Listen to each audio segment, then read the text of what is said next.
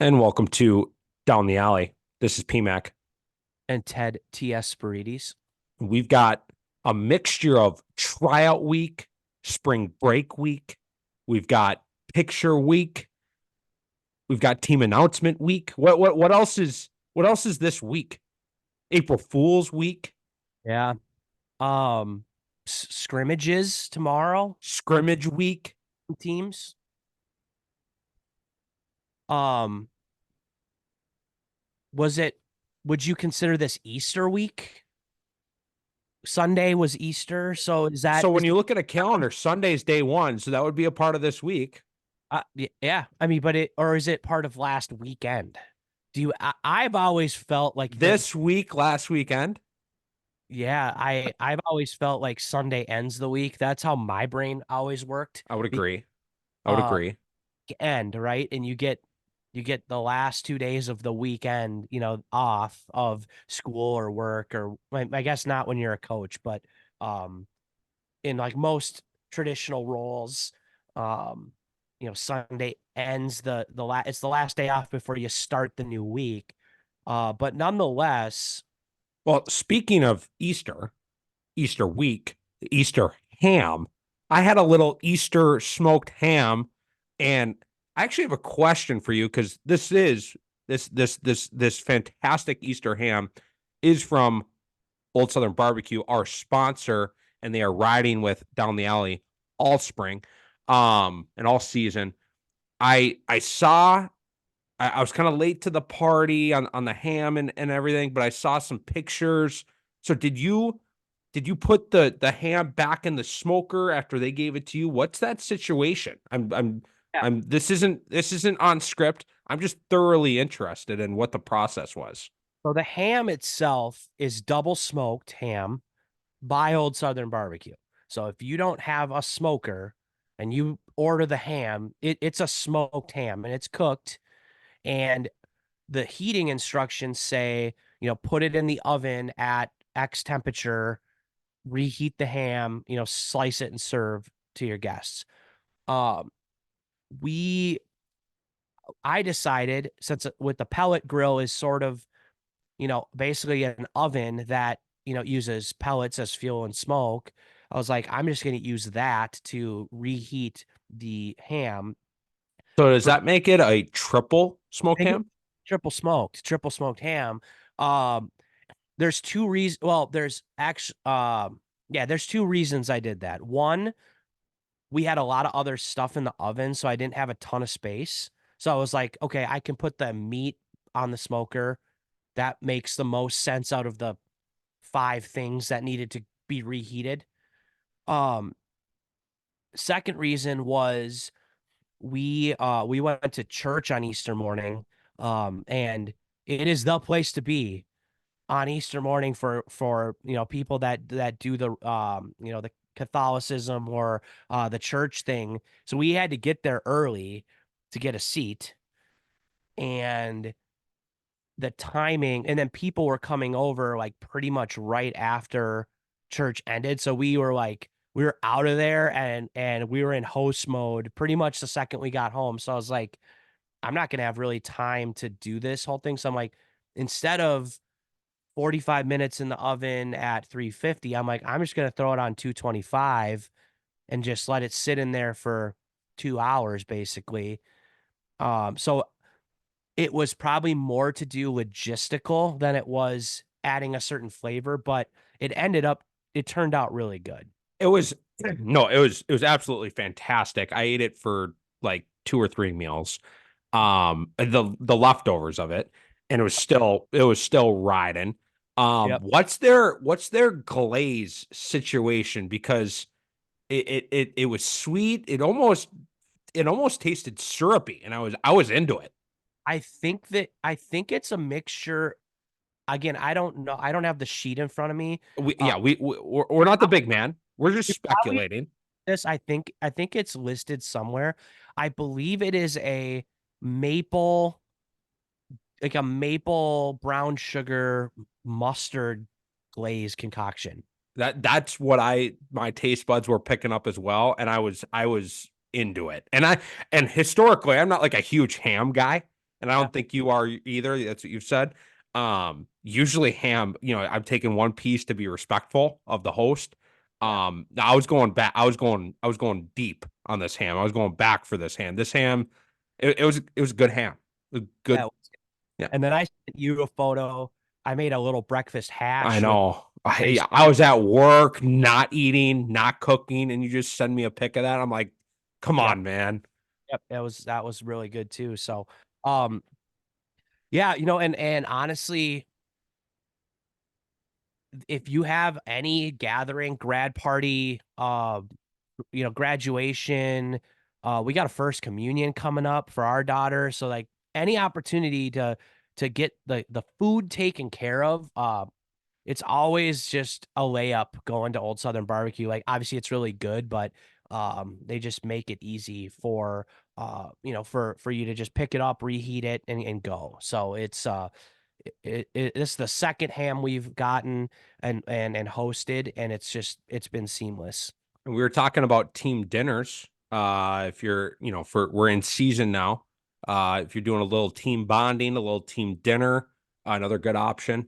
Or if you're trying to do something at home, maybe make your own smoked meats, your own barbecue. DTA 15 is the code to get 15% off online, sauces, seasonings, great apparel. I'm rocking the apparel today on the pod.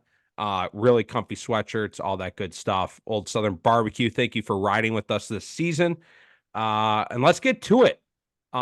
Tryout week, like we said, this is April 1st, kicks off the season in Minnesota. Other states have been going for weeks, if not months. And now it's our turn. It's our turn to get the stadium lights turned on, get back on the turf, get the whistles blowing. Um, it I'm interested to hear how your week went. I know on my side of things, we battle spring break. I know a couple other programs do too. So we didn't actually get to start until Wednesday. However, two good days of tryouts, and today, Friday, when this episode drops, picture day, the coach's least favorite day, at least our staff, and gear handout, or jersey handout, all that stuff. I'm trying to just get in and out, and not. I'm trying to have as least of a role in this as I have to. Um, Take my picture and hopefully bounce to the field. That's my goal. I don't anticipate that actually happening, but that's my plan going into it. Yeah. Luckily for Farmington, last year we dealt with the spring break on the first week, but this year it was last week. So we've been able to just business as usual, and get tryouts right away. And then we did pictures and team dinner, and uniform handout on Wednesday. So it was tryout, then all the logistical.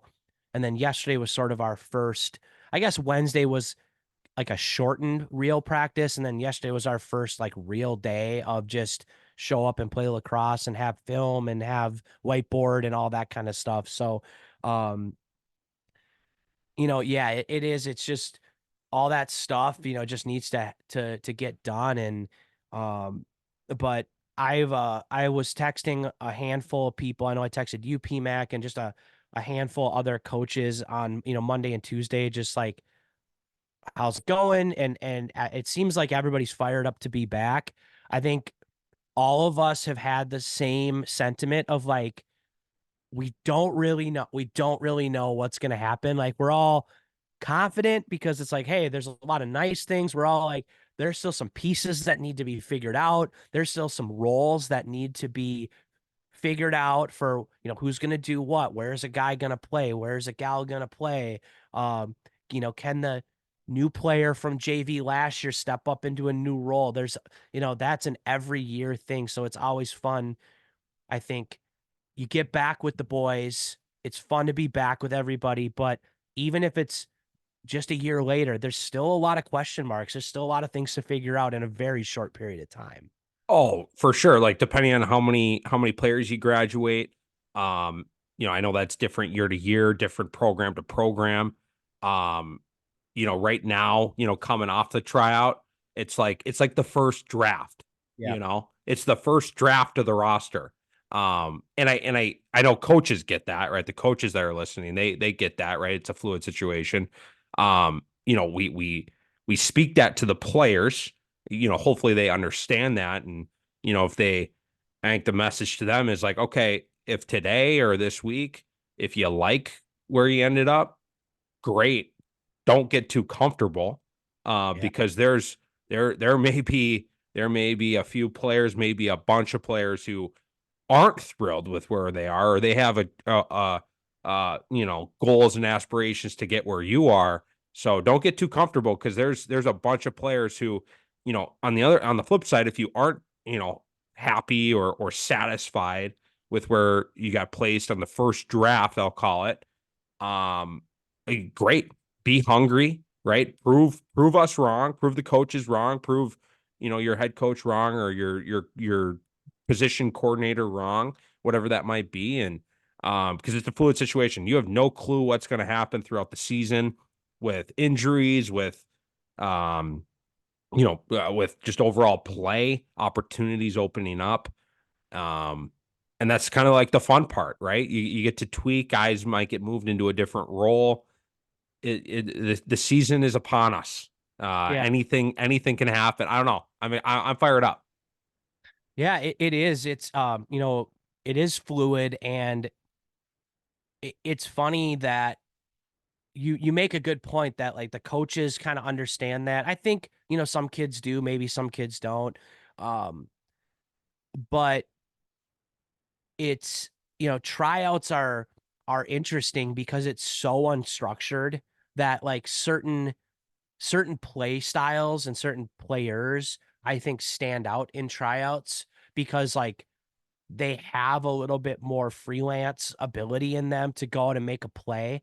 And like you can only do so many days of tryouts in a high school season. Like we have games coming up next week. Like you got to make a decision, but that's the beauty of it is that it is pretty fluid.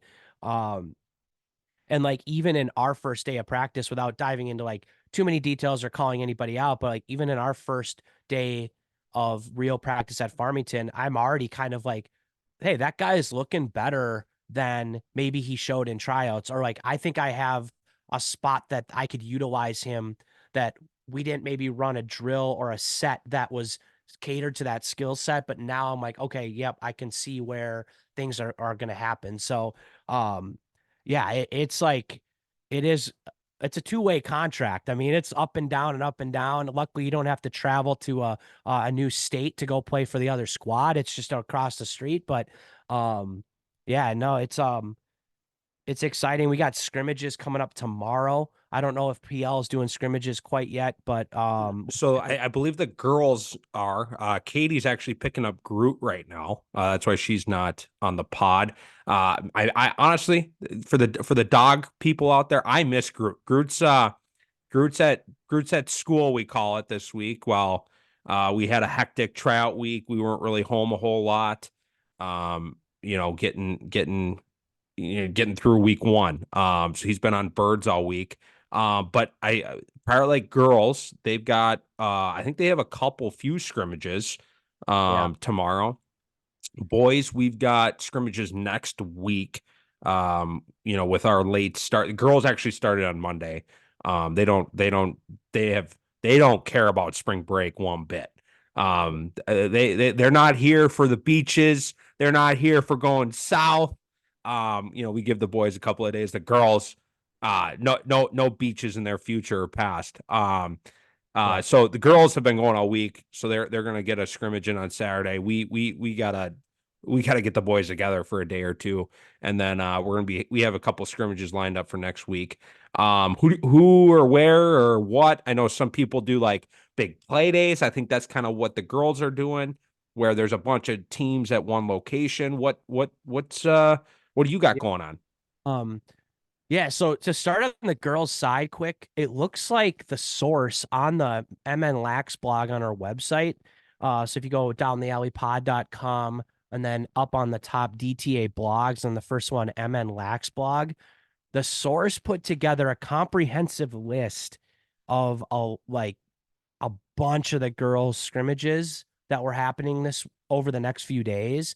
Um, Excellent work. I did not do that for the boys side. I can tell you that for sure. Uh, but it looks like there's some really interesting groupings here of teams. So if you're, and I think the weather's going to be nice tomorrow, nice-ish, nicer than it has been for the last couple Yesterday was beautiful. So nice months. out. And I think it's going to be even warmer today and then even warmer tomorrow. Um, but a lot of nice, really like high powered groupings of teams. Um, so yeah, if you're a fan of girls lacrosse and you don't have a player at a specific school, you just want to go watch, check out our website.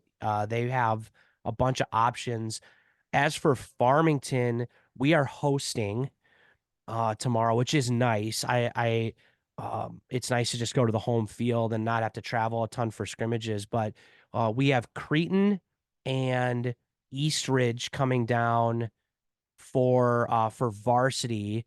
Uh, Two coaching staffs that I really like, and two programs that I respect a lot. So, and two teams that we don't play this year, obviously. So it's nice to get a scrimmage against them. But Cretan was a state tournament team last year. Eastridge, we've talked a lot about up and coming teams. So I think those will be really good tests for us. Um, and then Centennial, I believe, is added to the mix for JV and 10A.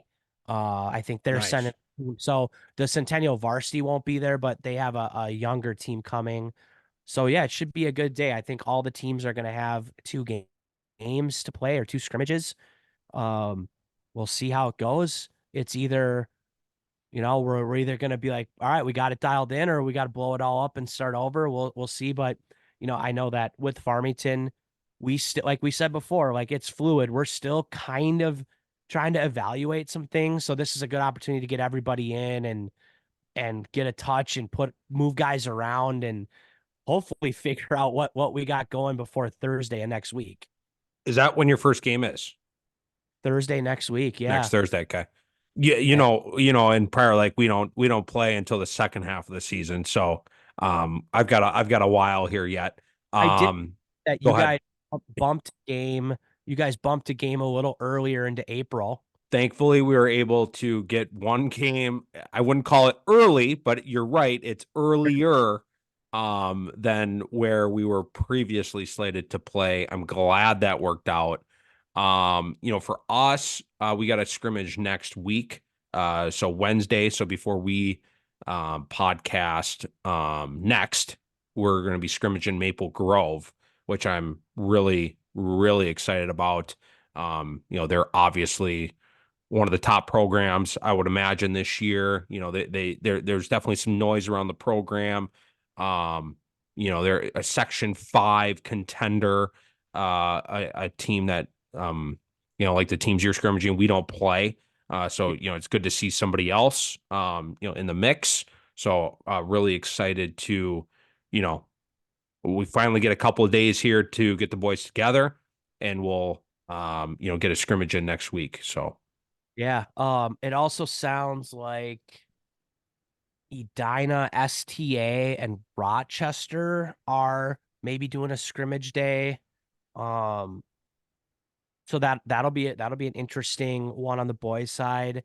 I know Egan usually hosts, and maybe even Rosemount too, host scrimmages. So I'm sure we'll start seeing posts about that coming up or whatever. But um, yeah, no, it's a fun way to kick things off, and then real games start on Thursday, a pretty big slate. Farmington specifically, we're in Chisago Lake, so that's a tough game for us on the road to start the season against a team that was in the consolation game at state last year. So they won a game at state. Um, a team that has competed for Section 7 pretty much every year for the last 3 or 4 years. And we have to travel, up there to play at their place. So that is that's going to not be a good first test for you, like right off the bat. that is not an easy start for us. And then yeah, we have an interesting start to our schedule. We're on the road at Chisago, on the road at Northfield, on the road at Rochester. So we just decided to pack the bags and just get on the bus and go for the first couple games of the season against tough opponents with a little bit of travel. So it it's it will be a character building experience for the first 3 weeks of the season, I feel like, or first 2 weeks. Yeah, you're gonna find some things out, right? That's for sure. You know, I was watching, I'm dialing in, I've been watching some of the, down the alley coaches summit videos. I've had to do some USA lacrosse stuff, some MSHSL lacrosse videos. And then of course social media coaching videos, always pop up, and there was one, I can't remember where it was. It might have actually been on social media. It might have been in one of the portals that I was watching either for fun or for mandatory. Um, and it was like embracing some of those like kind of elements, right? That could be distractions, like travel, for instance, right? Like you one team has to travel, it's one team's. It was, who it was. It was the Duke coach on some USA lacrosse videos. That's exactly where it was, talking about like these types of things. Travel was one of the examples of, all right, one team has to travel, one team typically doesn't most of the time. And just owning that kind of piece of the situation, right? You can make it a distraction or a negative or a whatever, or you can just be like, it's a piece. Like, so if the coaches are like, positive about it or just own it, like they're gonna follow, that. Like, oh, it's not a big deal. We gotta bus up to Chisago today. Like, You play half your games on the road and half of them at home. yeah, like, so I don't know. That just kind of that Like, jogged my memory on some of the things that I've been watching here over the last week or two. yeah, I mean that's a great point. On that, or just even like, and like I'm guilty. I'm 100% guilty of this, but like your players are going to be a reflection of you as a coach. So like if you're losing your mind complaining to the refs about every push and slash and ward and all this stupid crap, your kids are going to focus on that. I mean, if you're complaining about the travel and how much it sucks, they're going to complain about the travel and how much it sucks. Um, and I think one thing that the AD at North Central when I was there told me, and we had a tough go, right? We had 12 guys and we're getting on a bus to go 6 hours to basically lose 20-0. And everybody knew it, but he's like, you control the narrative as soon as you get on that bus. So if you're like pissed off about it, like then like you can't control that you guys don't have a ton of guys and you're probably gonna get beat up by a more established team, but you can talk about like the cool restaurant you're gonna stop at halfway, or the fun thing, like you can make it what you want to make it. And I think that's really important. It's a hard thing about coaching, because in the back of your mind you're still a coach being like, I'm pissed off about this. Like, it's not perfect. I don't know if our man up is ready. Like, blah, blah, blah, blah, blah. Right. But there's a whole piece to controlling the narrative. Speaking of travel, the Yukon men's basketball team yesterday, this isn't Minnesota high school sports here. This is Division I college basketball, #1 team in the country, and their plane just was delayed for 6 hours. Not for a not for a scrimmage, not for a regular season game, for the Final Four. For the Final Four. So, you know, What was the reason? Like, they don't have a private jet? it sounded like there was an issue with the plane coming that was like coming from the previous place. Yeah. There was mechanical or They flying something, with Spirit, or was it a Boeing plane, or what's the issue here? don't know. And so it was like there was an issue with the plane, needed work or mechanical work done, so it was delayed getting from wherever it was previously to where they were flying out of, Yukon, wherever that is. Whatever the airport is in Connecticut. Um, So there was like delay there. And then it sounded like the only plane that was available was a smaller plane that they could have chartered, but then they would have needed to stop in like Cincinnati to refuel. So it ended up being the same amount of time, and it would have been I I didn't see the whole story, but even the number one basketball team, college basketball team in the country, going to the Final Four, not just an out of conference throwaway game here. It's the Final Four. They have travel issues. They have travel issues. So, maybe Dan Hurley was controlling the narrative. I'm sure he was just pissed off at that point. But we'll see what happens. Yeah. What else can we look for? We got scrimmages coming up. Games aren't on my radar, but games are starting next week already. What other things here are kind of on your mind? It doesn't even have to be lacrosse related. If that's all the lacrosse that's on our mind. What else are we kind of looking forward to here in the next kind of handful of days before we jump back on the mics? Yeah, I would. So I was.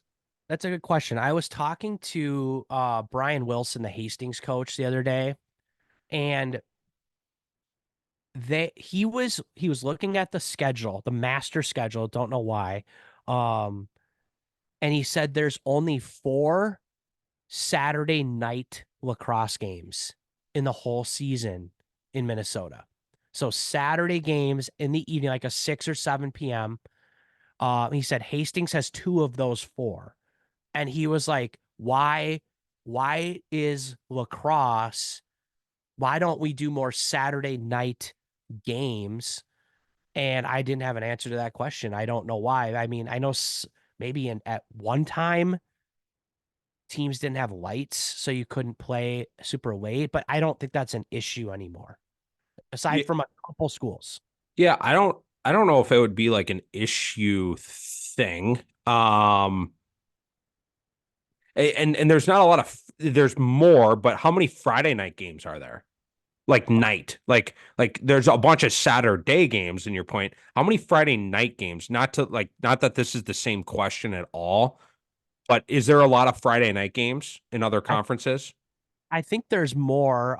Looks like week one, there's 5 Friday night games. Week two, there's 14 games Okay, on. so people have Friday night games. Like our Yeah, conference, we don't have a lot of Friday night games. And that's yeah, been something I've asked about in the past too, of why don't we play Friday night? Like that's we a couple years ago we played Benilde Friday night under the lights. It was an absolute electric factory. Um the Saturday night situation, I guess I haven't even really thought about. Um is it to just like allow people to have like their Saturday night or like their weekend? Is it that's like my guess. is it like theoretically like, oh, during the day the weather's gonna be better, especially this time of year? Like it early in the season it's gonna get colder at night, but like in the middle of the day there's gonna be at least some sun. I guess I don't know. I don't know. I haven't thought about this. I didn't even realize that. Yeah, I don't really have an answer either. I did say to Brian when he asked me like, what do you think the reason is? And I was just like, I think the general rule of thumb in like youth sports is like try to be done by the afternoon on Saturdays. So like parents and coaches and officials, like people who maybe have families, or kids that have family things, outside of sports, that you got your Saturday night to go do what you need to do, weddings and social things or whatever. Um, but then it's like, well, basketball and hockey have no problem playing night games on Saturdays. And I like Yeah, I wouldn't say it's like a problem getting a Saturday night game. Like I remember hockey even. We'd have like a middle of the day game on Saturday. Like I yeah, I don't know. And it's probably I guess I don't know however like the ADs typically is it like a facilities thing? Like do the ADs like want games during the day typically or some ADs or a lot of ADs? Like that is it could be. just I don't know. I guess I have no clue. I am just guessing and thinking out loud right now. Yeah, and maybe it's I mean, I know that at Farmington, our AD is usually there when games are happening. Like he's around. He's not like, keeping score or anything like that, but he's around, like making sure buildings are unlocked, making sure things are going right. Um, and maybe it's like I don't want to be working on Saturday nights if I'm going to be here till maybe on Friday night too for another sport or whatever. Uh, Right. Like But if during the day they've got the youth basketball tournament that they got the unlock the school for, and yeah, at the same time, all right, let's get some lacrosse games going on the field. Like, that that's probably more it is like it's probably just a logistical facilities thing. Uh, yeah, but like I kind of would love Saturday night 5:30 7:30 double header boys girls. right. I think that would be super fun. And Brian, I got to give him credit. He said that what a great opportunity to get the community and the youth involved to being at the games. I think you're much more like you have a much better chance of getting people out on a Saturday night or a Friday night than like a Tuesday night. Yeah, Because it's a school night. If you have a 7:30 game on a Tuesday, you're not getting a U10 there to watch. You're not right. Parents are like, I got to get up and like be up at 6 in the morning to get my kids out the door. Like, I don't know. I think I'm pro weekend, evening, night game, you know, prime time. Is that what we call it? Prime time, nationally televised Yeah. games. Uh, One thing I brought up a couple years ago, kind of like my first year, um, before I realized like the coaches really don't have a huge say in when games are scheduled. Like yeah. they kind of, you know what I mean? Like it's ADs, it's refs, it's facilities. A lot of factors. There's a lot of factors. Like you can't just be like, "Hey, I want to play our rival on a Friday night in May." Like that's it. It's not like it's not really how it works. Like perfectly. Like Yeah. you can maybe put in a request, but that request actually being like happening, like we said we wanted to play earlier games this year, and we don't have a game until the third Saturday. So it's not Prior Lake doesn't delay their first game for any reason. There's no reason. There's no reason from the coaching staff for Yeah. that happening. So, Yeah. if anyone was wondering that, um, but to my point, I had an idea like college lacrosse. You don't play till Saturday. You got typically on a normal week when you get to conference play. So then, all week you can hit the weights hard. You can actually practice some things, whatever. And in college hockey, kind of same thing, but then you play Friday, Saturday Yeah. nights or typically, right? Of course, there's the one-off situation where you're playing on a Wednesday night or whatever, but kind of that schedule where, all right, Monday you could hit the weights, Wednesday you could hit the weights, Monday you're watching film, Monday through Wednesday you're skilling it up, and then you're finally like, all right, you're prepping for the teams you're playing like Thursday, or Wednesday, Thursday.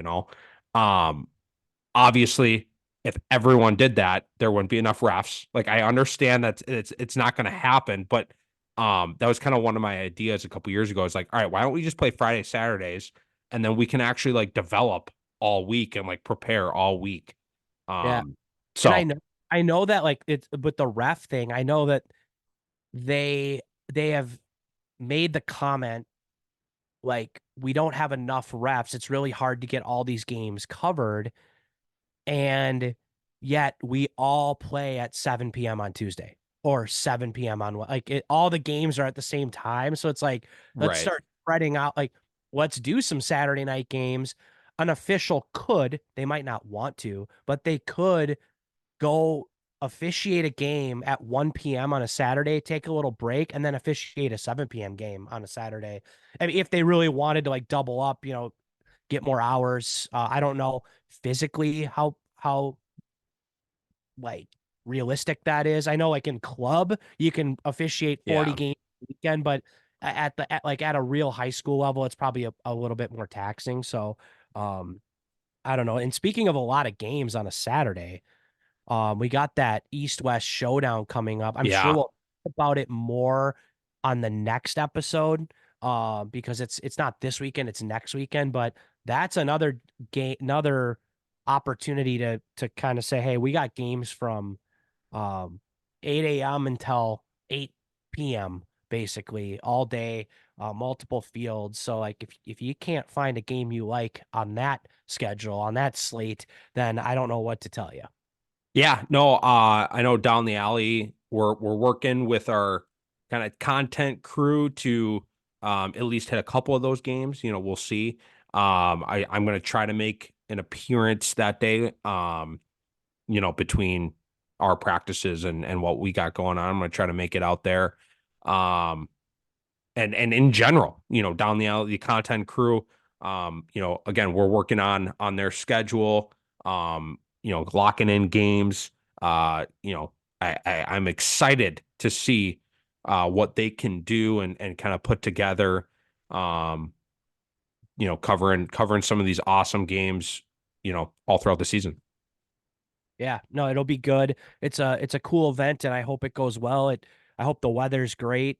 And I hope it's a start of something um like an annual thing that a lot of teams are going to try to get into. I think the East versus West kind of format is a nice way to for everybody to get a non-conference game in against somebody they don't normally play.